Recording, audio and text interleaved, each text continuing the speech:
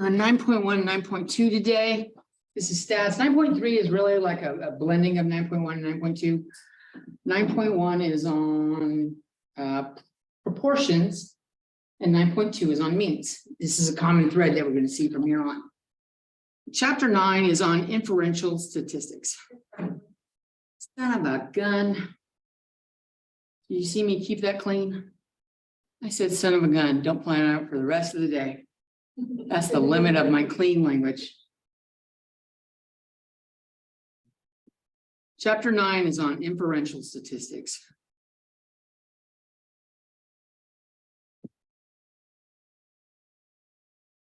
So what is inferential statistics? This is the process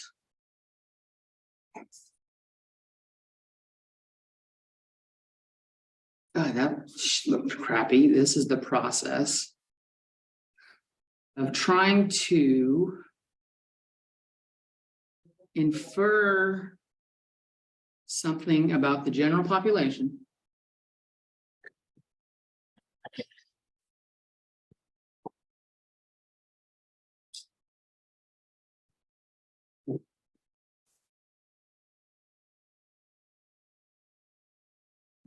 based on sample data.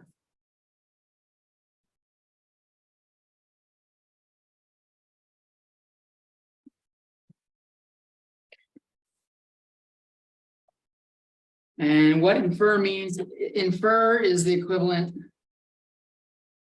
is like saying make an assumption.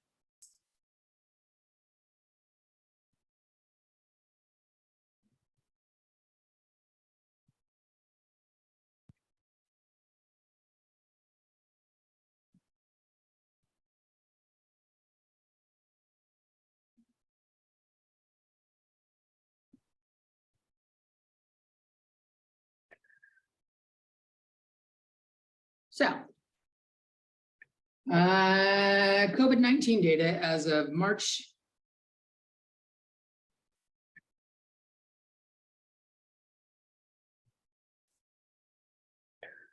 Let's see, March, what day did I do this? 21st, 2022.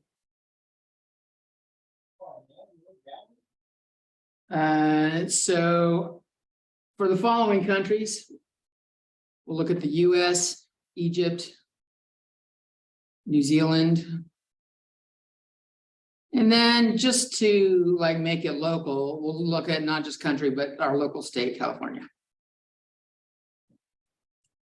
There was a death rate and a number of cases.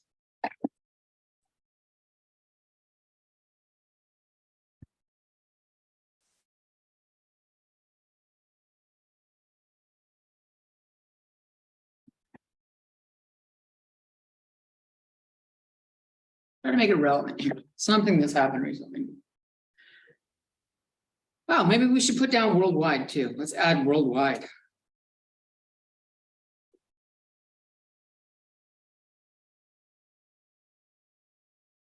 Worldwide, as of that date, there were 6 million deaths. 6,077,582,000. Number of reported cases was 470 fucking million. It cracks me up when I see some shit on the news where COVID-19 is a fucking hoax. How do you simulate, or how do you like fake the entire world on 500,000 people being sick, 500 million people being sick, 6 million people dying? That's a fucking, that's a worldwide conspiracy if it's not true. A phenomenal conspiracy, like we're all in the Matrix kind of conspiracy, that level of, but people believe it. Like that's fucking crazy. But so that's worldwide. If we look at in the US, as of that date, there was less than 1 million, 971,162 deaths. We still had a lot of the cases though, 79,734,788.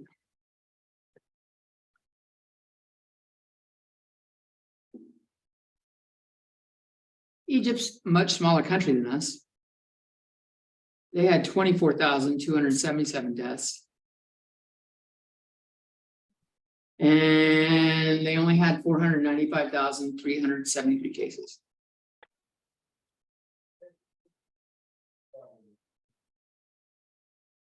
New Zealand was 163.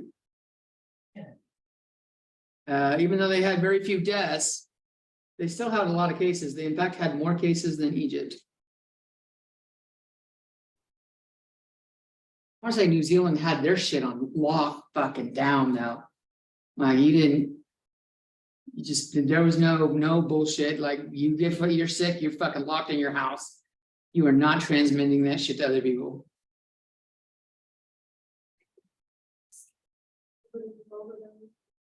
I said nobody could even go over there. Yeah, they locked their country down. They did not have any, which is a smart fucking move. And then California had 87,485 deaths. And we had 8,465,358 cases. So it's a lot.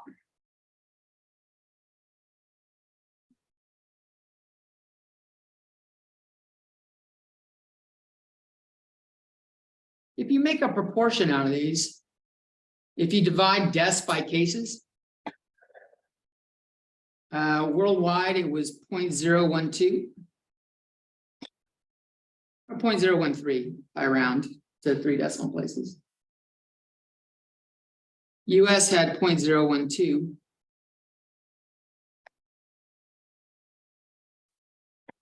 Egypt had 0.049.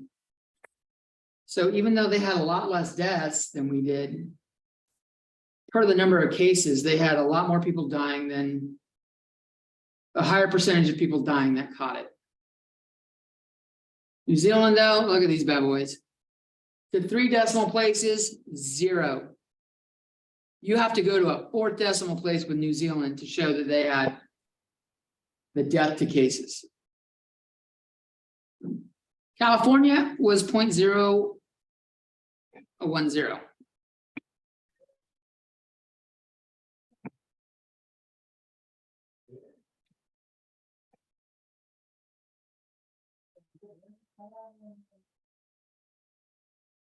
So a lot of these are really slow numbers. Before that, though, before we had some treatments and shit like that, in March of 2020,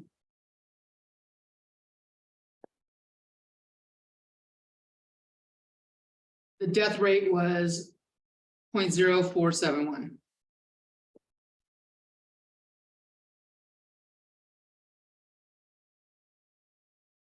Death to divided by cases. So this is right when the pandemic started, like a month in. High casualty toll. None of these percentages are the same though, are they?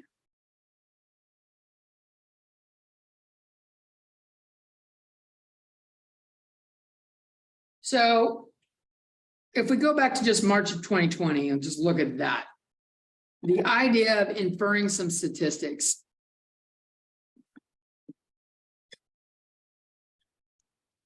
Well, the main point of the main table was samples all have different percentages, right? Samples all have different proportions.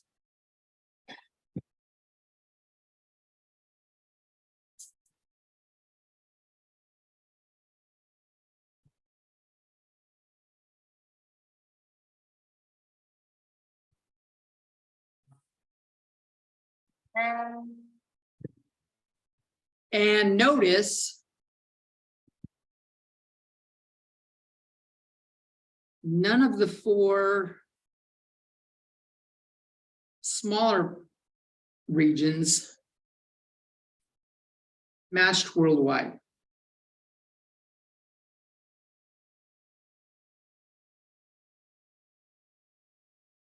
So worldwide is like actual, like the whole entire human population. But if we didn't have access to the entire world's population, This is the exact value. If we tried to guess worldwide percentages or proportions based on a local region,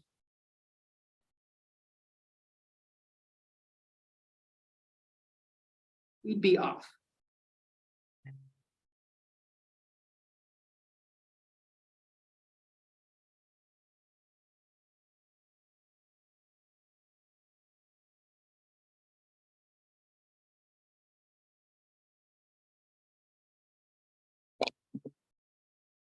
Take California, for example. Let's look at California's.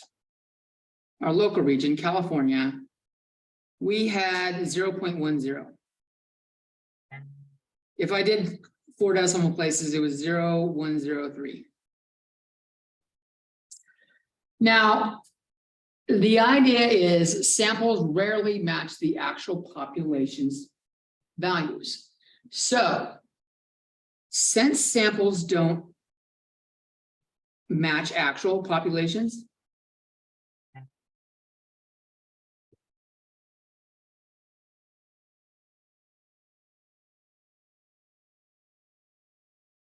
we want a range of numbers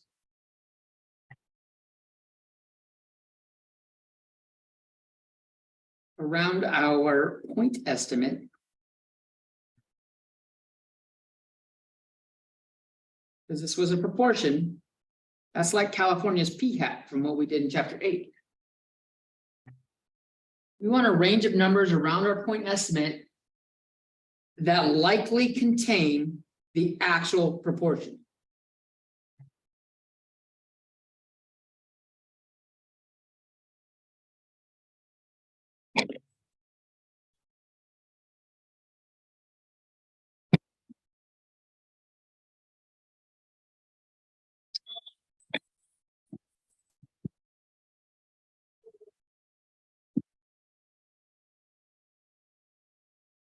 I think I'm going to use just 0.010 for California. I think it's a little easier to show the next part.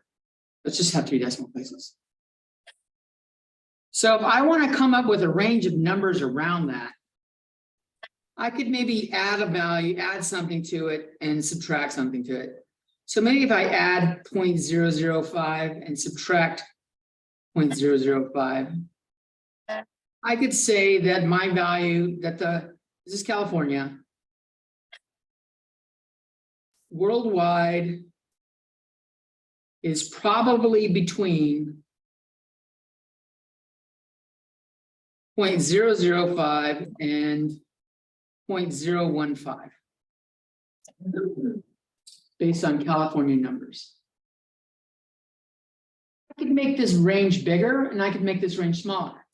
I could make this go all the way down to like something like 0.001 and up to 0.019.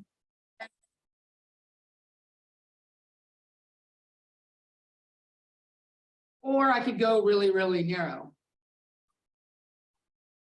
And I could do 0.0099 to 0.0101 kind of thing.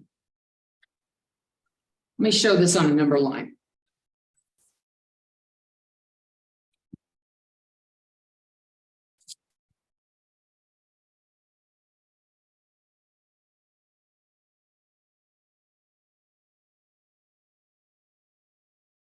So I've got my California value, my p-hat right here. This is 0.010. I could say 0.005 is over here. And 0.010 or 0.015 is over here. If I went even further out, I could have something like that. Or I could go really, really small. This is like 0.099, 0099, and maybe 0.0011, something really small.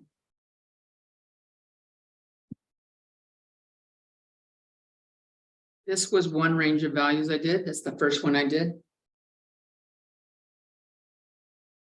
This is the bigger one. And then finally, I did a little tiny one, little tiny range of numbers.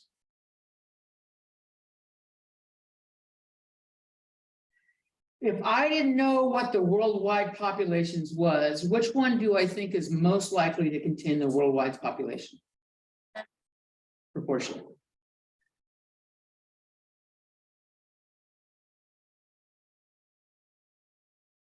If you were throwing darts at a dartboard and you had a big circle like this, a medium circle like this, or a little circle like this, which are you more confident to hit? The bigger one, right? The bigger one, if the worldwide proportion is 0.002,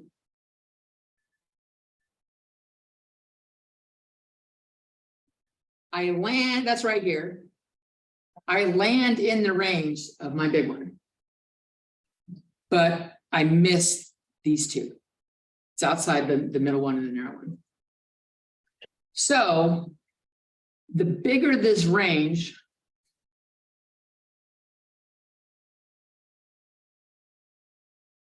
the more confident I am that the interval contains the value.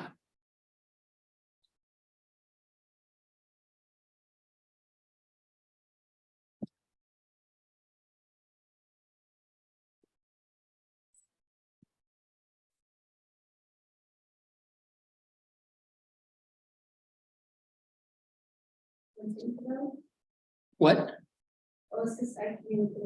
Oh, contains the, yeah, contains, thank you, sorry.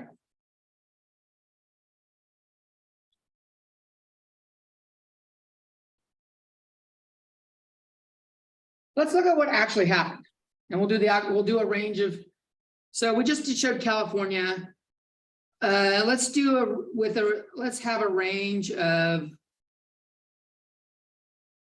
plus or minus 0.005. So California, we had 0.10. So the range here is 0.005 up to 0.015. New Zealand.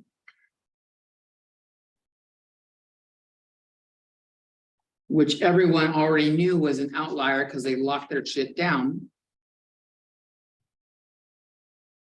If I subtract negative 0.005, this is going to go below 0. So I can't go below 0. So the lowest I could do is 0.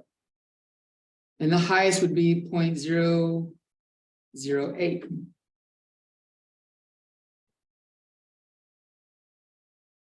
These are all having a range of plus 0.005.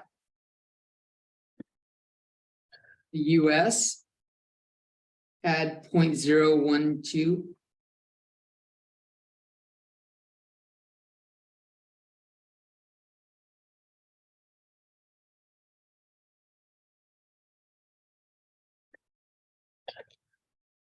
So if I do minus that there, 0.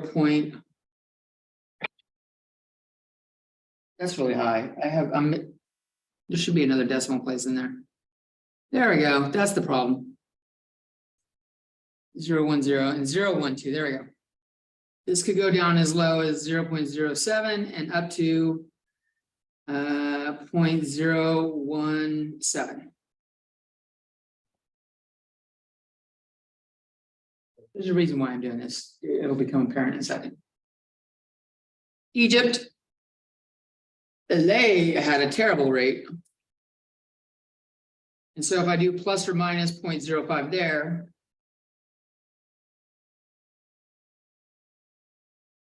I have those ranges.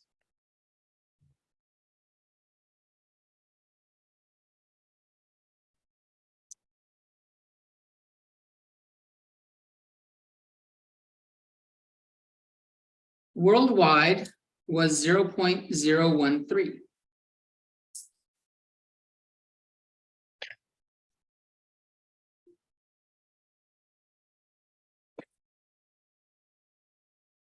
Which is in California's range. It's in the US's range. But it's not in New Zealand's range or Egypt's range.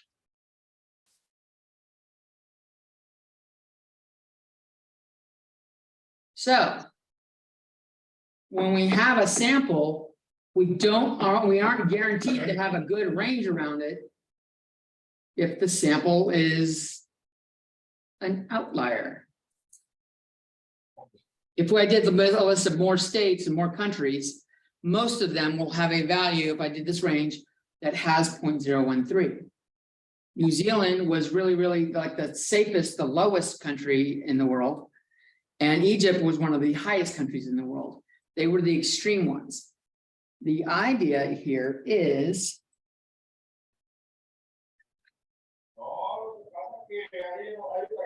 we want to process, because I just picked randomly the 0.005. We want a process that gives us a number range.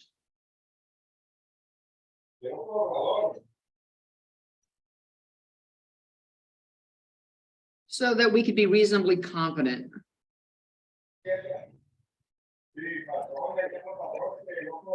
Someone's got their speaker on. Can they turn it off or their mic on?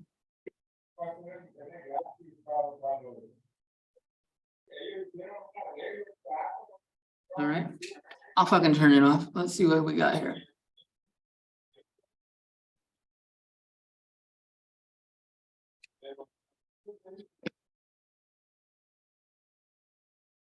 There you go. So we could be reasonably confident that the actual value is inside of it.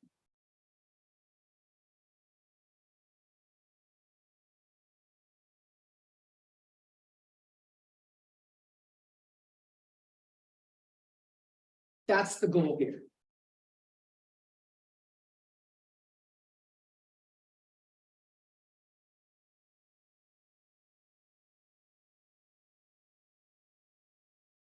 If we make it really big, like we had, if the range is really wide,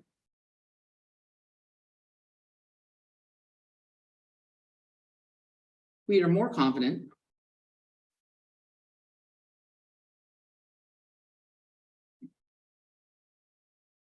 The range is really narrow, we're not.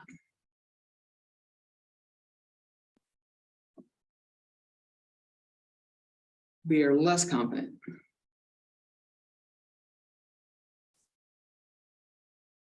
And this is very much like hitting the bullseye thing with the dartboard. The bigger that radius, the bigger the range, the more likely you are to hit it.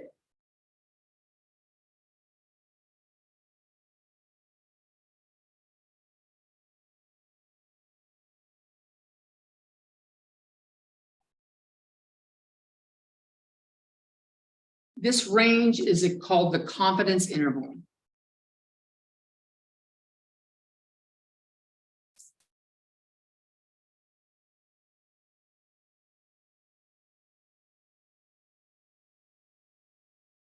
We are going to be doing a lot with confidence intervals, and I'm going to abbreviate that CI, not criminal informant confidence interval.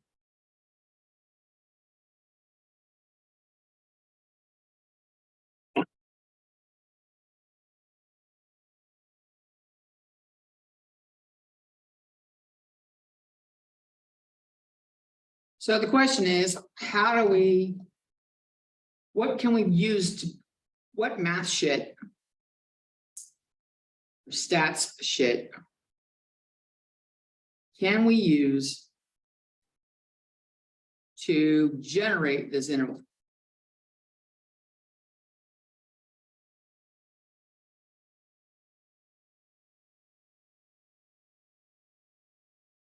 I'm taking longer to explain this starting thing, but I think it will make the entire process clearer once we do it.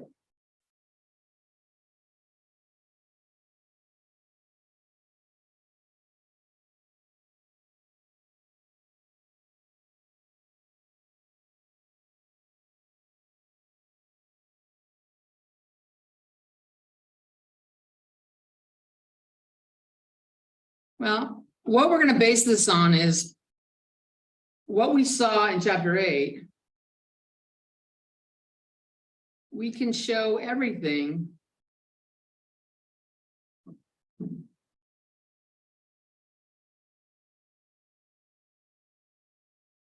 with a normal probability model.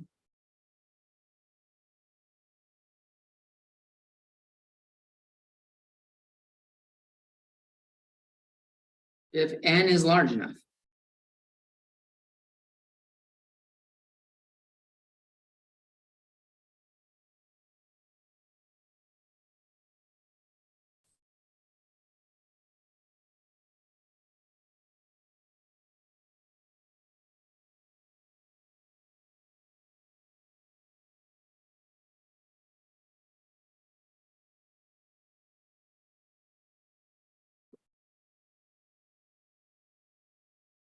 Give you guys time to finish right now.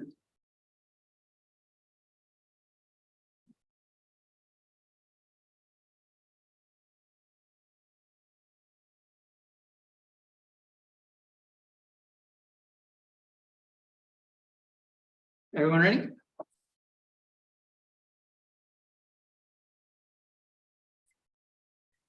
you're not ready, say something.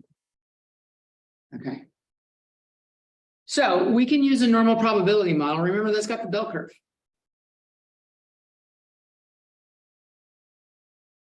And what kind of information did we have on the bell curve?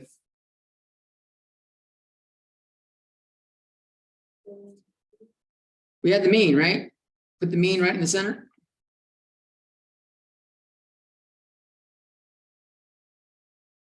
And what else did we do as we went out from the mean? We added and subtracted standard deviations, yeah. So this is like u plus 1 standard deviation. This is like mu plus 2 standard deviations, mu plus 3.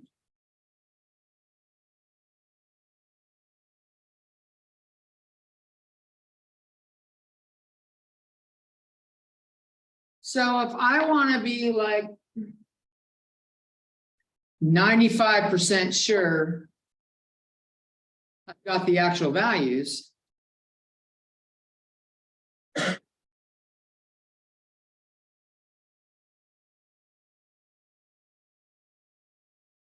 rather than saying sure, I'm going to say confident.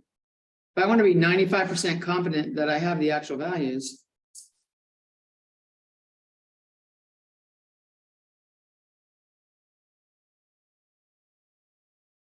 I need 95% of this picture.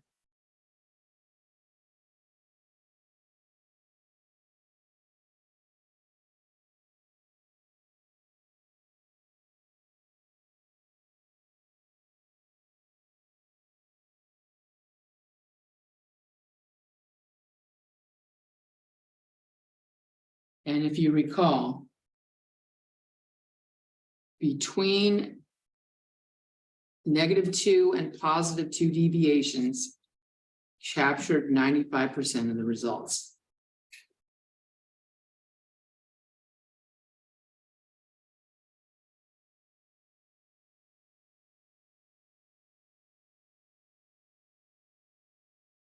That's an approximation with this empirical model.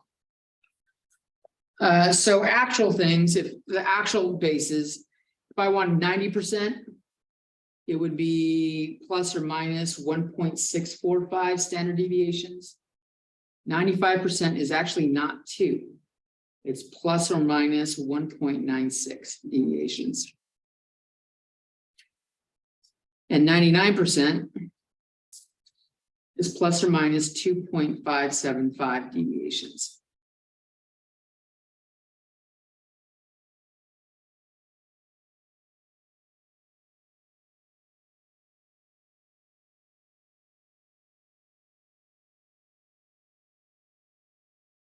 So since we're usually going to use the normal calculator in StatCrunch, I'm going to use these, but the idea like is easier to see with this. When we did proportions in 8.1 for sample proportions, we saw that the mean of P hat was just P. And the standard deviation of P hat had that really crappy square root formula. P times 1 minus P divided by N, and then take the square root. Use that for this chapter. Okay.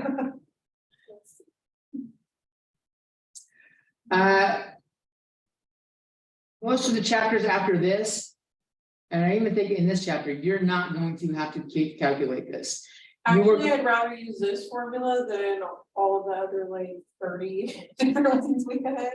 Right, they will ask you to calculate for some of these, but most of the problems, all you're going to need is the X and the N, and you put it in StatCrunch, and it will give you these values, because StatCrunch knows how to calculate these. Yeah. So we will speed that shit up with StatCrunch.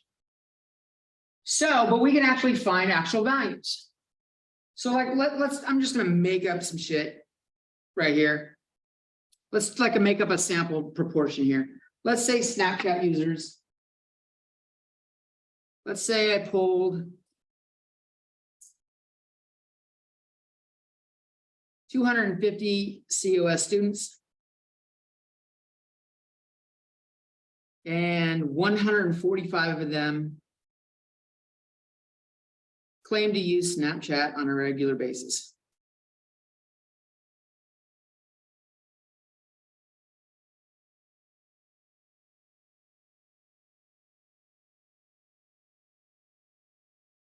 I don't think Snapchat's still in the in crowd anymore. It's now all about TikTok, baby. Right? Fuck. This is how quickly fucking tech changes.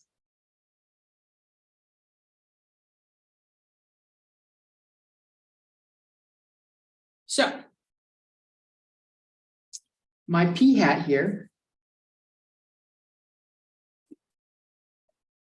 is 145 divided by 250.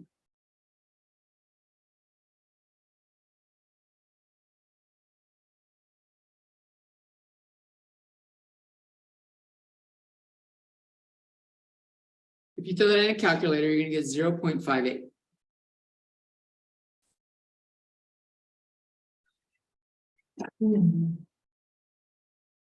And since P hat is our mean, that's our mean. Our mean is going to be 0.58.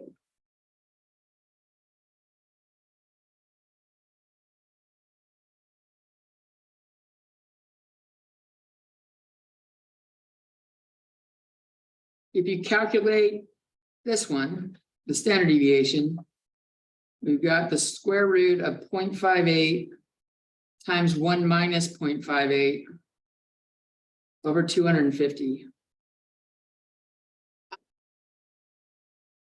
It's 0.0312.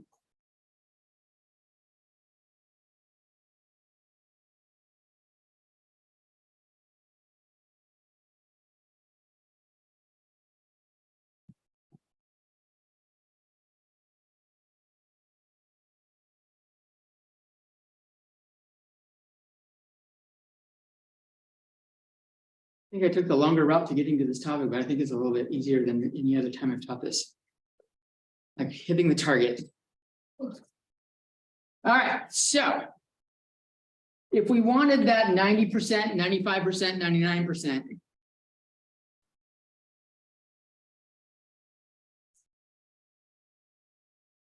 this was plus or minus 1.645 sigma.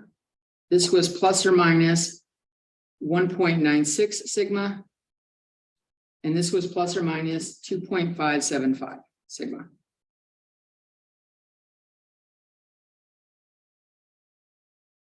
If I do that on these values here,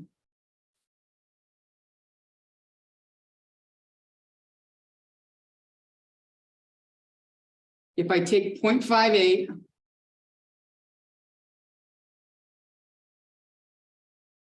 oops, 0.58 minus 1.645 sigma and 0.58 plus 1.645 sigma,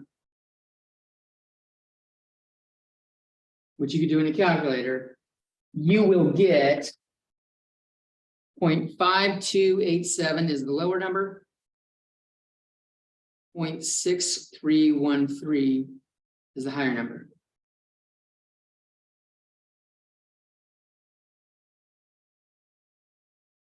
If I do that same process with these, the 95% is 0.5188 to 0.6416.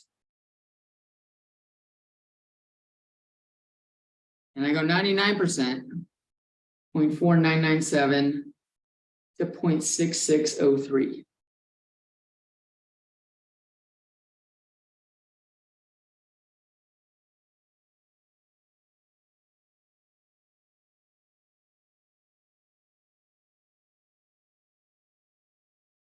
So 0.58 is dead in the middle of all of these. Smack dab right in the middle of all of these. We can see as this percentage goes up, the upper bit number gets bigger and the lower number gets smaller, which means I'm more likely to have the right number, but I could be quite a ways off. 0.58 and 0.66, that's like 8% off. That's quite a big miss range, right?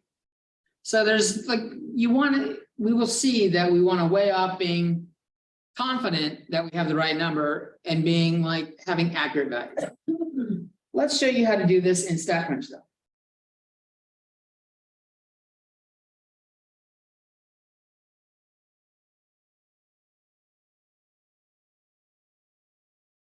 So, is everyone ready to see StatCrunch? We are using on this the normal calculator for everything. Calculator is our friend. And remember what normal calculator needed was N and P. I think that's all it needed. Let's go take a look-see. Yeah, I said, oh my God, that's my mom wearing off on me. Look-see is not a word I use. It's a fucking lame word.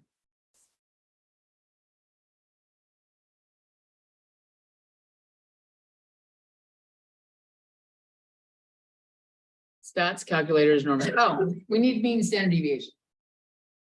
We calculated those. I had 0.58 here.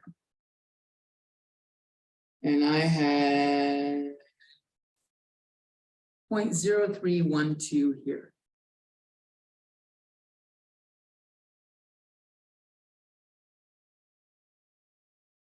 I wanted to go do the between thing. And I'm going to make this 0.90, the 90%.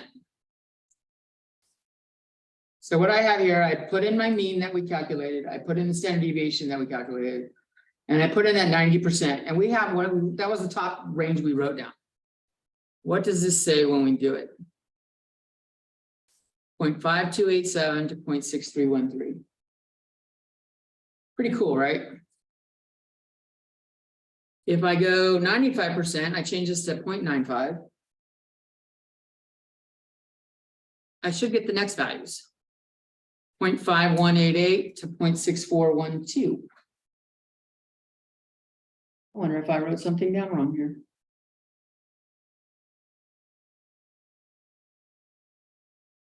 I did. I don't know how to add. This should have been a 2. I clearly don't know how to add.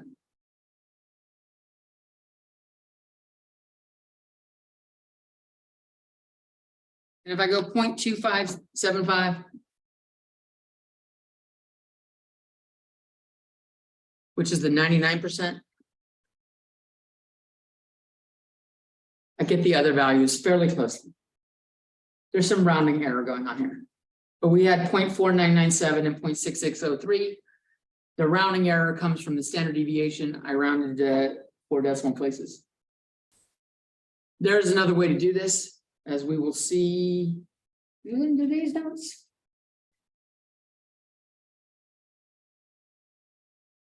Yeah. That's how to find this stuff with the normal calculator. But I had to calculate the mean and standard deviation right here, and that kind of sucked. So there's another way to do it. We are going to do stats, proportion stats, one sample with summary. I am writing down that route right here on the paper. I am literally just writing down the branches right here. In StatCrunch, stats, and stats, sample with summary.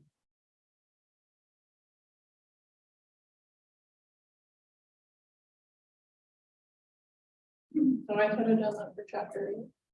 No, because we weren't covering this kind of shit in chapter 8. Oh, yeah.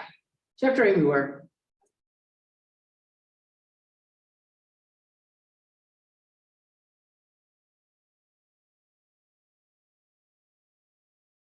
I do that here. Look what it asked me. It asked me for number of successes and number of observations. So it asked for two inputs.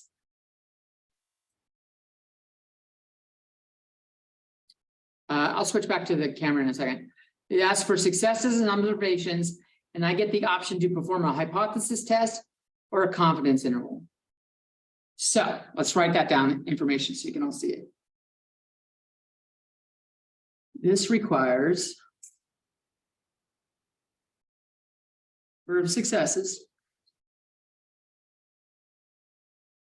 and number of observations.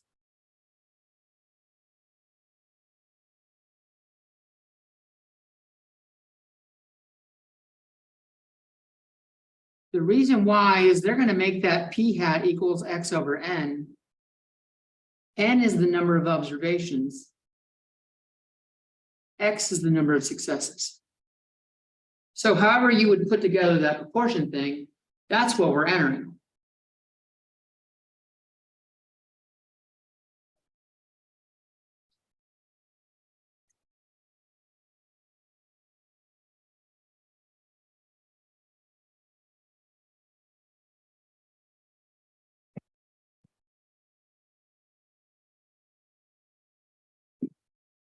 And then we had two options. We could perform a hypothesis test.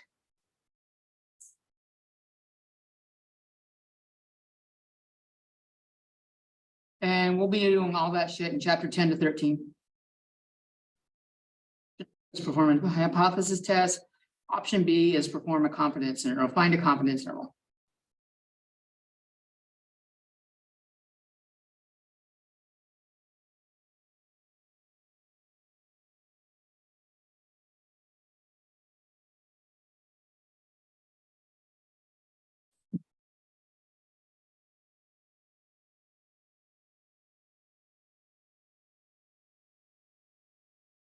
And then when we do the confidence interval, it asks you for the level. The level is the percentage as a decimal.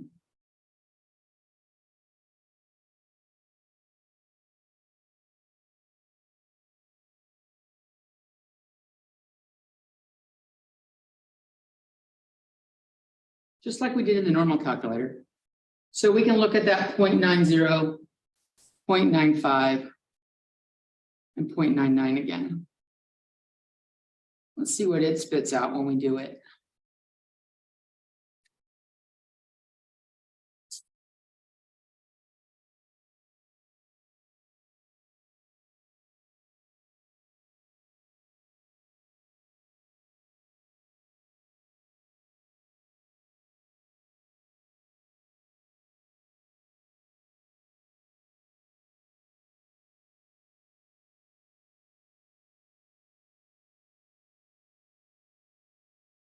All right, you guys ready? Nope, I see people still writing. Patience.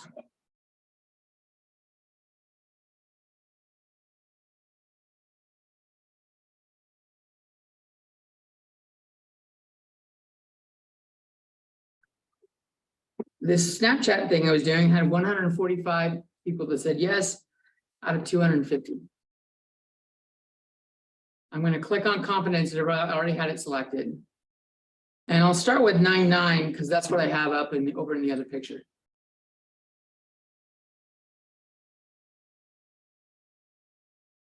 So I put in the values, I click compute. It gives me a lower limit and an upper limit. And it gives me a standard error.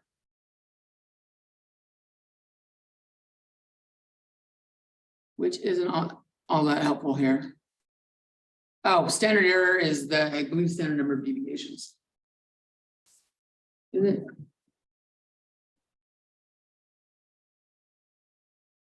So for 0.99, it has right here 0.49959. If I round that, I get to 0.4996. The upper limit is 0.66040. If I round that, I get to 0.6604.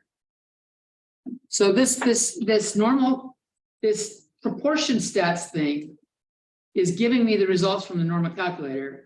And that's giving us the results of like throwing the dart at the bullseye and trying to see what our percentage chances to hit. So we get the same values. I got 0.49 going by the lower limit and the upper limit. 0.4996, 0.6604.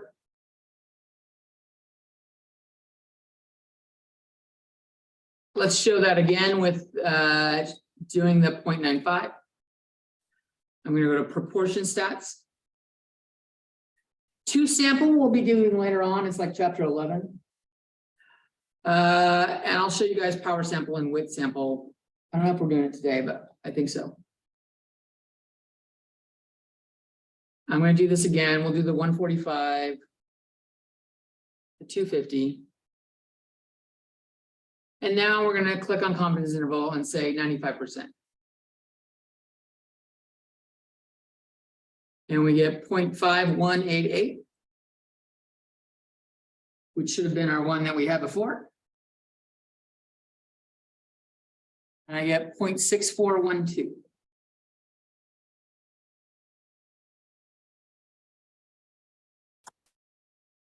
If I put this into my normal calculator here, I see I get those values. So this proportion set thing is giving us those results.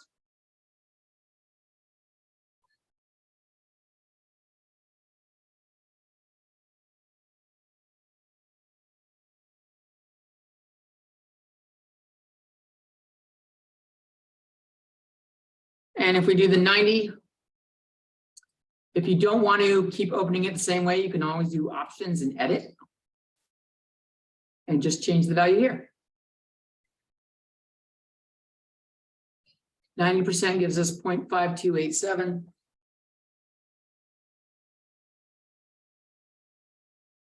And 0.6313.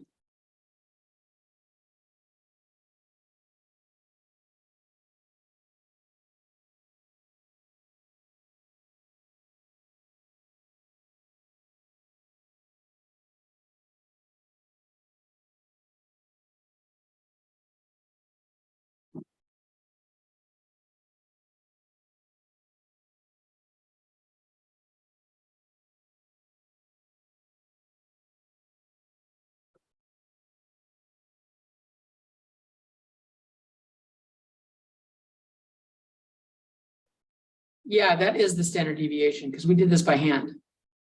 Standard deviation was 0.0312.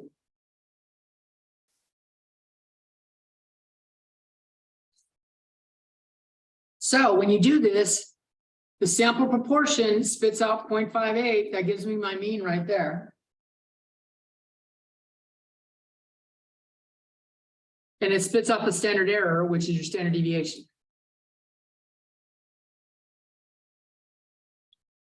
So I'll write this down on the paper. So results from StackCrunch.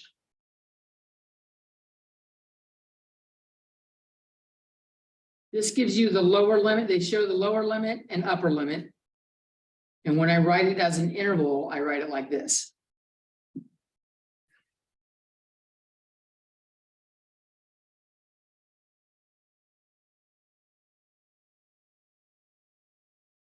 It will also tell you sample proportion.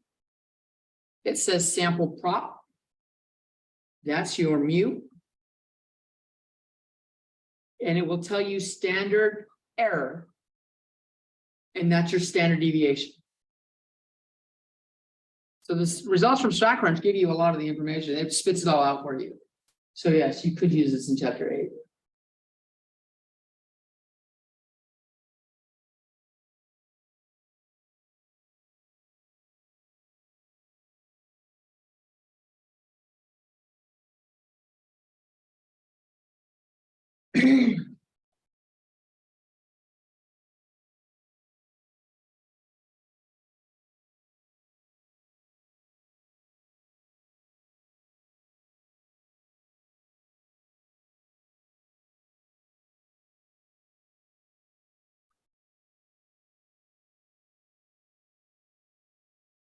What these confidence interval percentages tell us.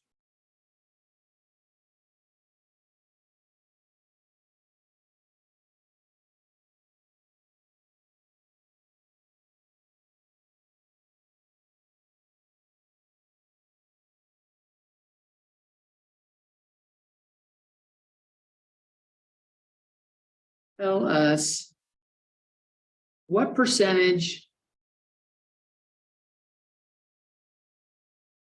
of samples with the range calculated that way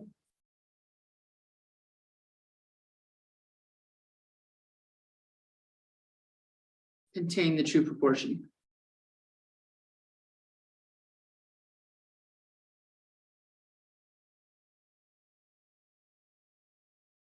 If you mind lowering it just a little bit.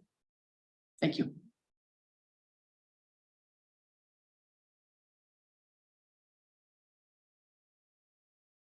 So the big, terrible secret of statistics is it's not always right. We could generate a sample, and even if we go with the 99%, we could have generated a sample in that 1% that didn't have the actual value, and we're completely fucking wrong. The idea is to try to be as accurate as possible. So since we're not accurate, can't guarantee accuracy, when we're giving this information to people and doing statistics, we want to tell them how likely our range of values is accurate. So we give a statement of confidence.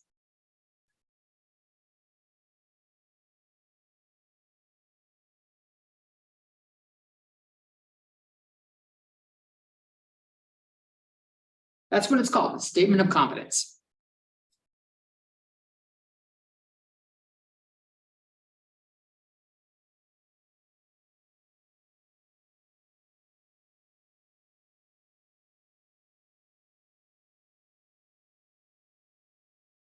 So for the values we have, it would be different for each one. I'll show you the 90% and the 95%.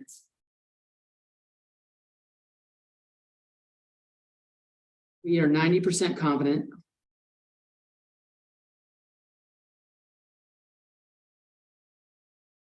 That the true proportion of Snapchat users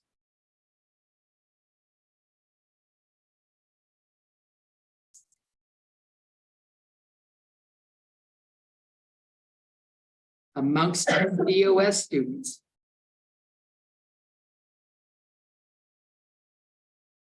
is between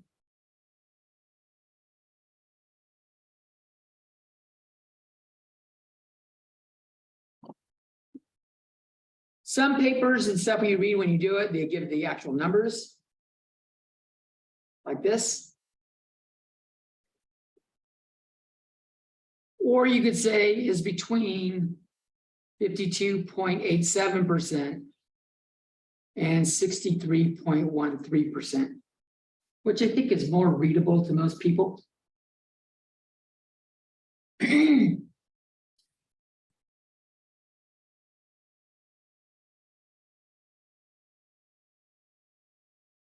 And that's these values right here.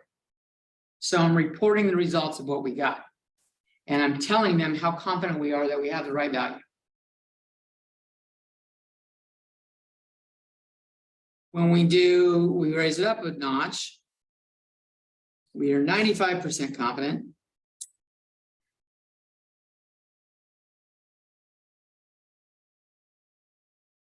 That the true proportion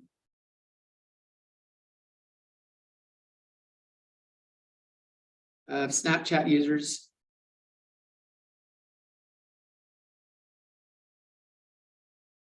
amongst COS students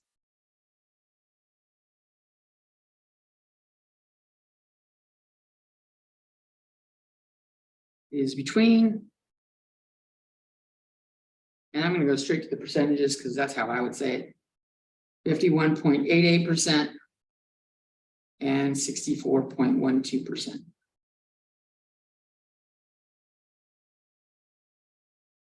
And they come directly from the results from doing the proportion stats thing in StatCrunch.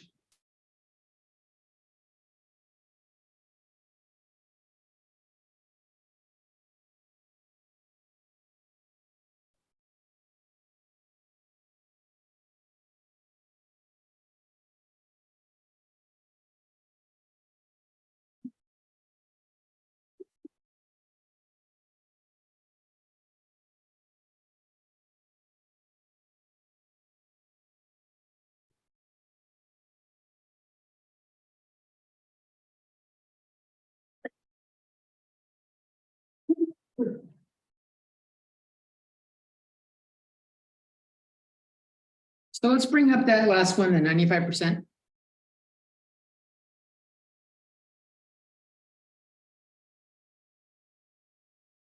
The mean was 0.58. We had that. The range we have is 0.5188 to 0.6412. That's my lower limit and upper limit.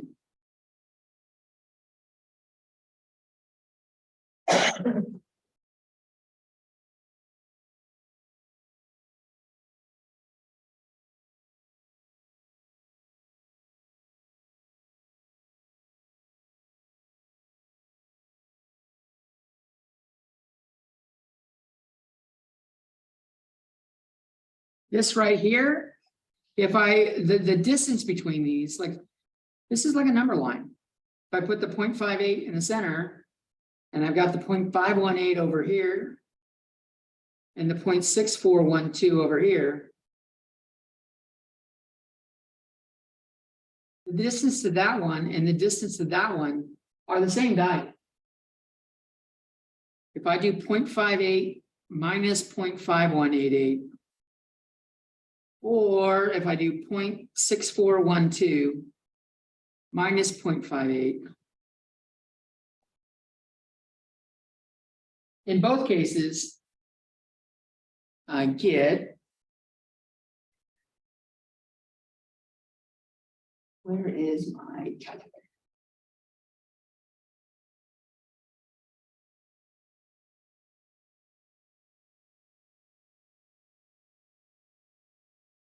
I'm being lazy. I should do this in my head.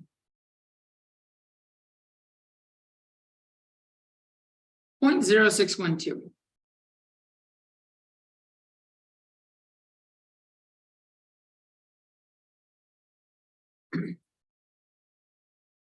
That's this value, right? I'm going to call this E. That's the length of that line there and the length of that line right there. E stands for the margin of error.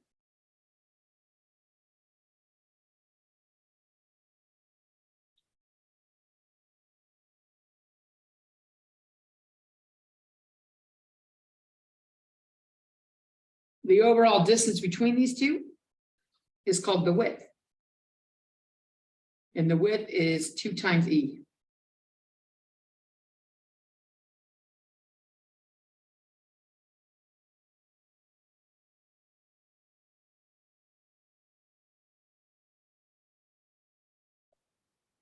So if I have P in the center, over here is P plus E, and over here is P minus E. These are P hats, they're point estimates.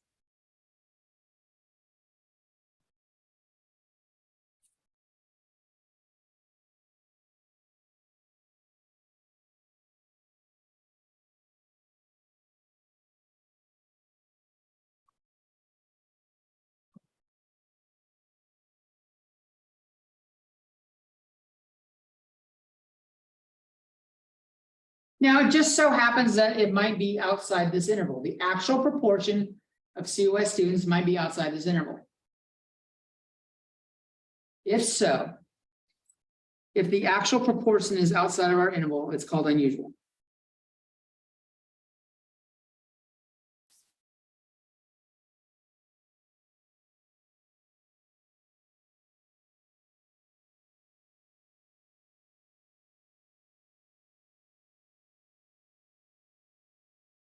Our sample was unusual.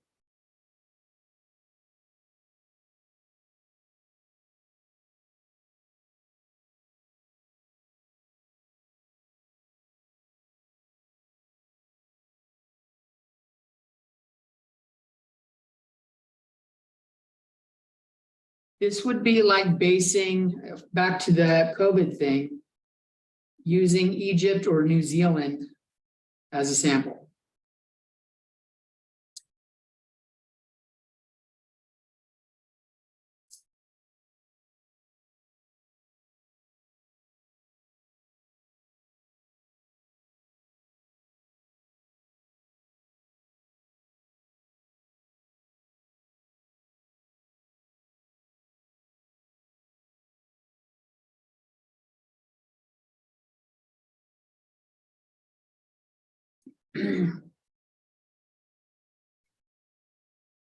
Some students, a lot of people want to read this as there's a 95% chance that our interval has the proportion in it, the true population proportion in it.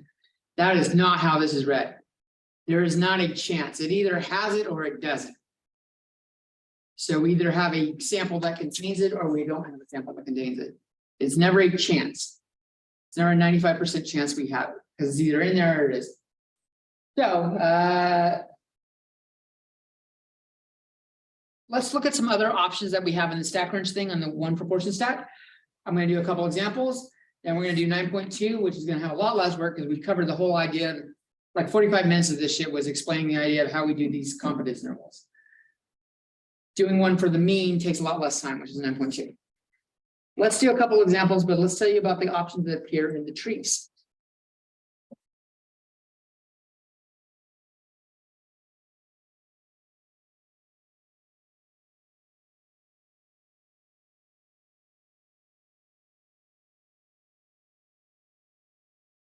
So we've got stats, proportion stats, one sample, and we've got 4 options.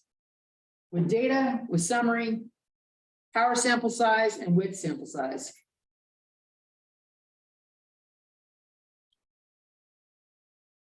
Data is if you have like a spreadsheet of numbers. You have to have the actual data. You have to have every single person's response. Which, if you do, when you do your project, if you have a proportion thing, that's likely how you're going to have it. So you might be using this data option there.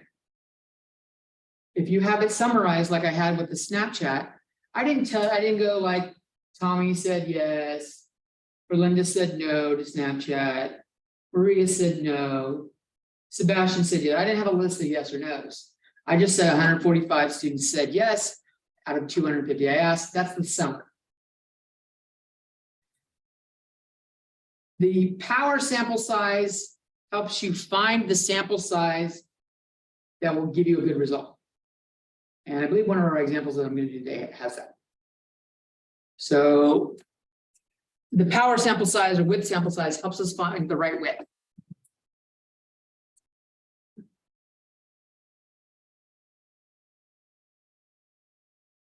Let's come over here and look at a problem in chapter 9.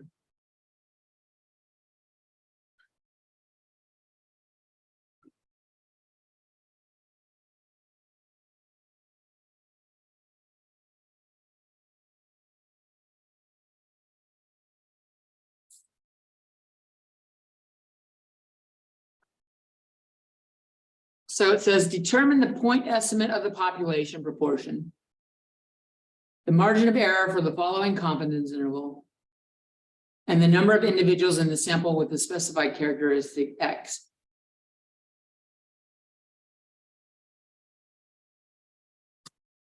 They give us 3 values.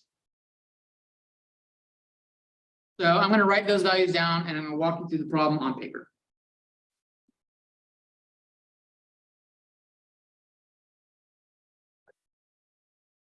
So number 3, I have a lower bound. Lower bound is the same thing as lower limit.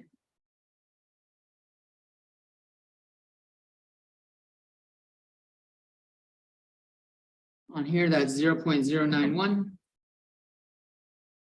The upper bound is the same thing as the upper limit. And that is 0.309. And they give me n equals 1500.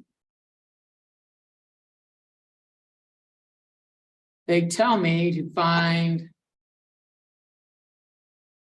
the point estimate. So I need to find the point estimate. I'm making a list so I don't have to flick back and forth between these screens. They want me to find the margin of error.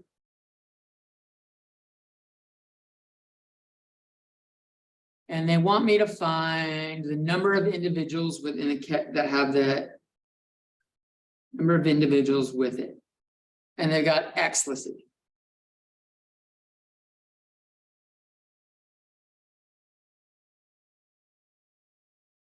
That's what they're asking me. That's what I have on my list right here.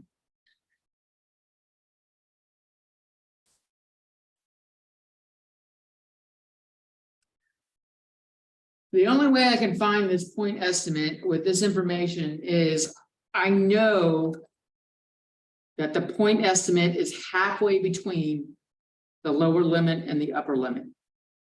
My p hat is right in the middle.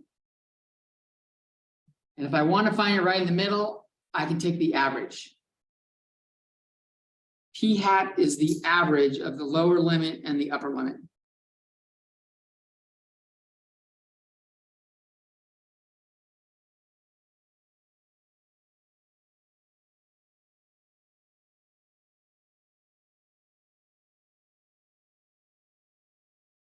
Those values are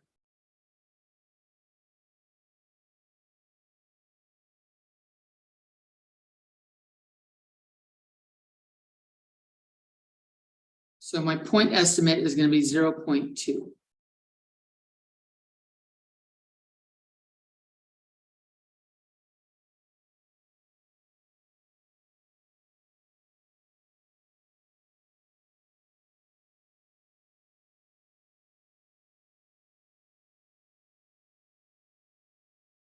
My margin of error, I got to do some subtraction here. Either one, p hat minus LL or upper limit minus p hat. I think this is the more natural one to do. 0.309 minus 0.2 gives me 0.109.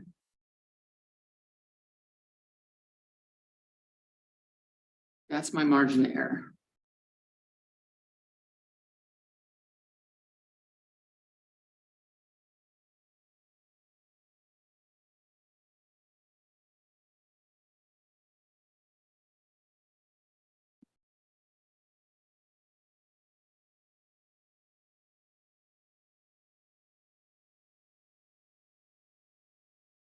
And for number of individuals, we have p hat equals x over n. And I'm looking for x. X is what I want. If I multiply both sides by n here, I get n times p hat on the left. On the right, my n's cancel out and I get x. So if I want to find the number of individuals that have it, I'm going to take my p hat, which I calculated as 0.2. I'm going to multiply it by the number of individuals. And that was n. They gave me that.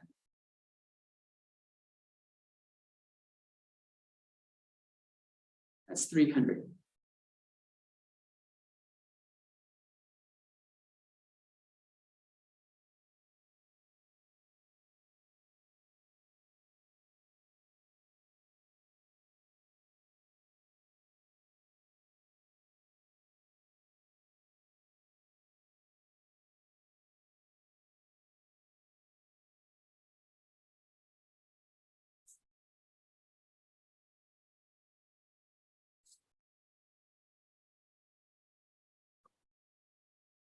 Let's put these in StatCrunch or in my math lab. I calculated it as 0.2. I had this as 0.109.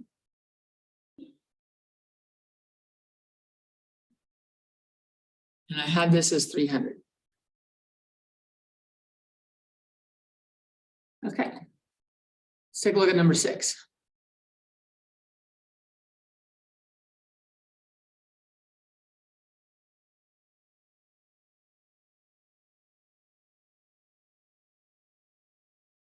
A survey of 2,292 adults in a certain large country, age 18 and older, conducted by a reputable polling organization, found that 409 have donated blood in the past 2 years.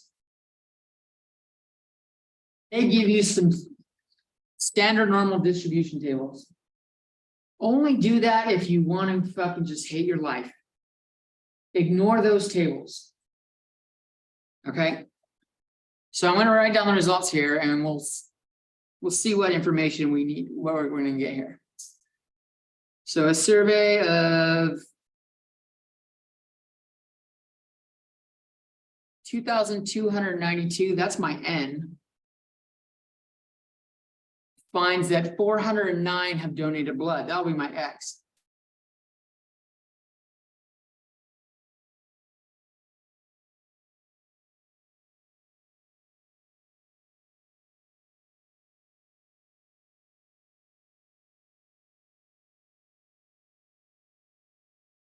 You want to speed this up for yourself? Let's put that shit in StatCrunch. Ooh.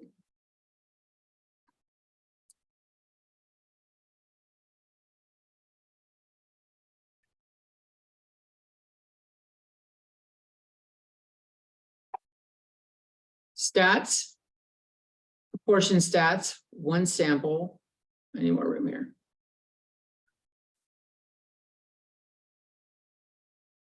With summary.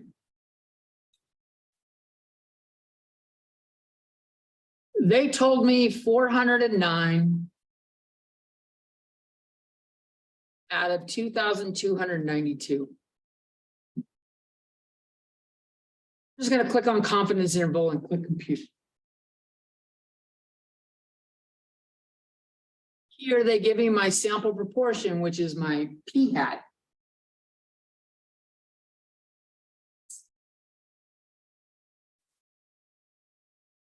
The sample proportion is my p hat, and it says, I'm going to write down all the decimals for all of this information. Well, I can solve it as I go. This says 3 decimal places, so I need the 0.178. Sample proportion is my p hat. And it rounds down, so I can just copy and paste it.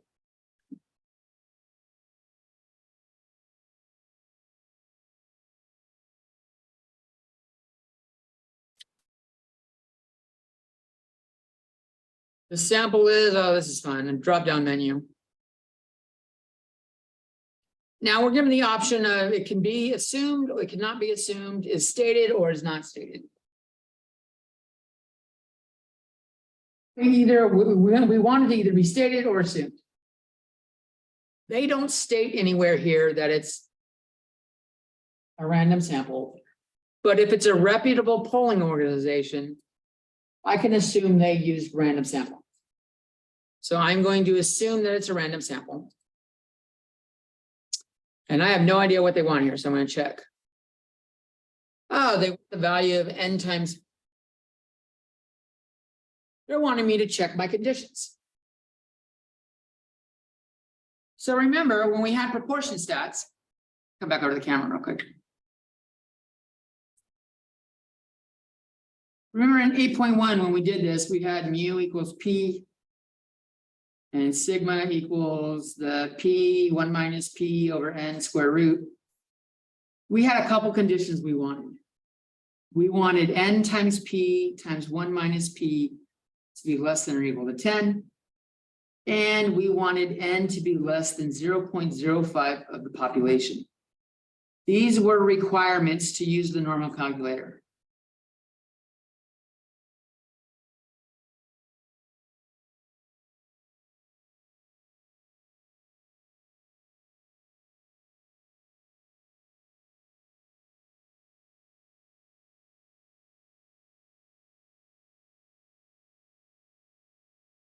That's what they're asking us to check here.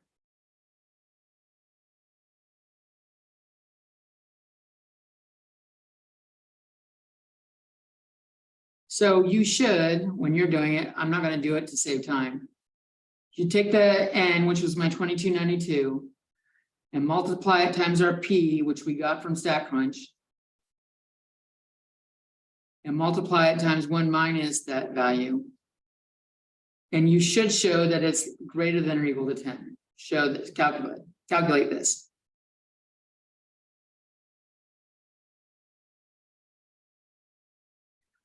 I don't know the population, but it says a large country. It said a large country. So 2,292 people would be less than 5%.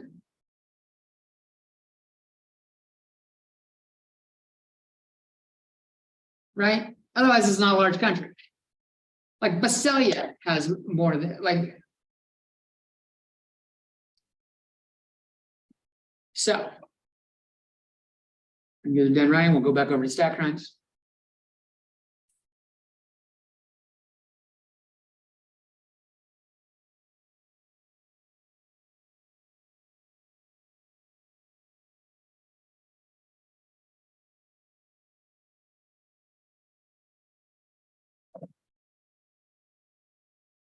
Oh, Linda's still right.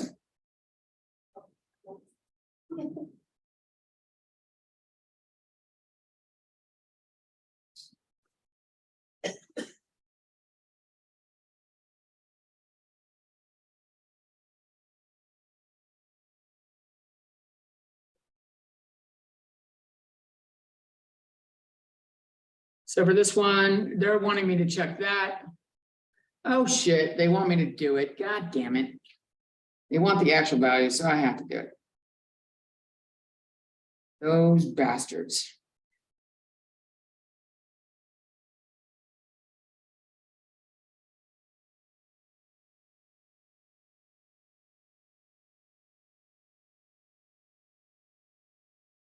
I am getting rounded 3 decimal places as needed, it says. I'm getting 335.356, which is definitely greater than or equal to 10. And the sample size is assumed to be less than 5% of the population size.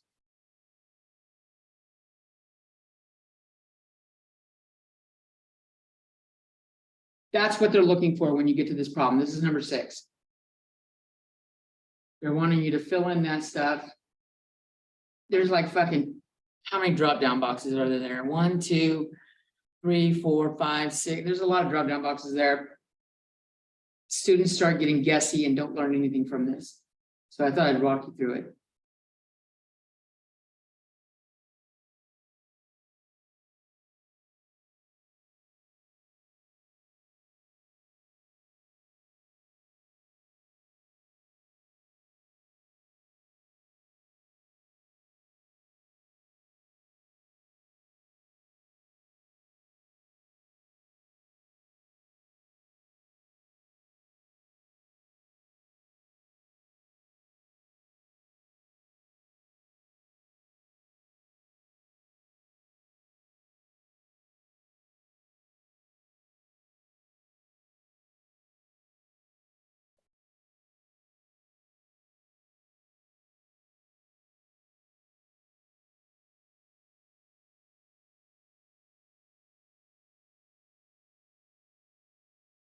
And then they want a 90% confidence interval. That's good. So I need to come over here. I don't think I had 90%. Let me come in here and put it to 90. So you're going to use StatCrunch for this one.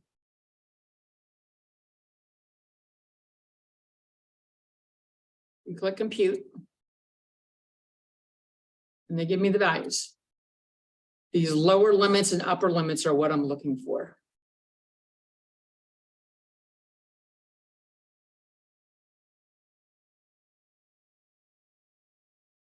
Now, one of them says probability and one of them says percent confidence. There is no percent probability. This is what I was saying earlier. The interval either contains the number or it doesn't contain the number. It's not a probability. It either does or it doesn't. So we want to go with the confidence one. So we're going to say we are 90% confident. And we're going to use the values they gave us, and do they have a decimal range? I guess they want, oh, they put the decimal range right here, 3 decimal places.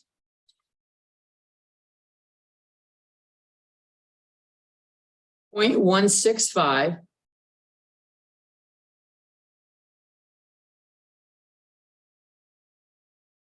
and 0.1916 is going to round up to 0.192.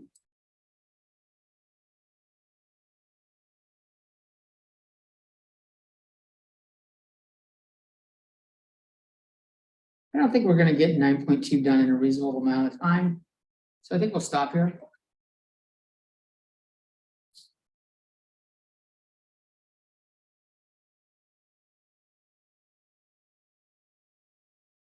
StatCrunch is going to be your friend on a lot of this.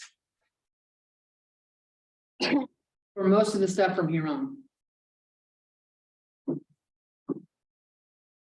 When we press on get more info, how come and go to StatCrunch, like the data doesn't come in? It only comes up when you have like something like it's got a little blue table to click on. Yeah. Some of them won't have that. I mean, it's only 2 numbers. You could. Wait, I can't highlight it. Nope, you can't highlight it. Copy it. You're gonna actually have to type it. Yes. That's some lazy shit right there. I like it. I approve. It's too much effort to put down, write down 2 numbers and put it in. For calculus, I was kind of struggling with this a little bit. Like a lot of the problems that I had the StatCrunch option when I was like. Yeah, chapter 5, but we didn't have that option. It's a calculator. It should be, I think the rest of the semester is a lot easier than the first half. I really do. Especially, you see how easy this thing is. I mean, we put in, all I needed to put in was 2 values and put in the percentage. That's not doing any math. You couldn't get an easier problem set up. you just have to know that's why they give you these weird convoluted, like, let's make sure you understand what you're saying here. And that's why they had like that 7 drop downs, and like, that's why I want to walk you through it, because there's a lot going on. But the computer part is actually pretty easy. And we will be doing stuff. Proportion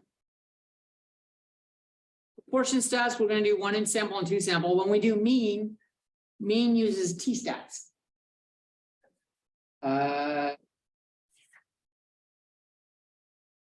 that'll be on Tuesday. So GTFO. Get the fuck out. For those of you that don't speak the that don't speak the language, that aren't hip.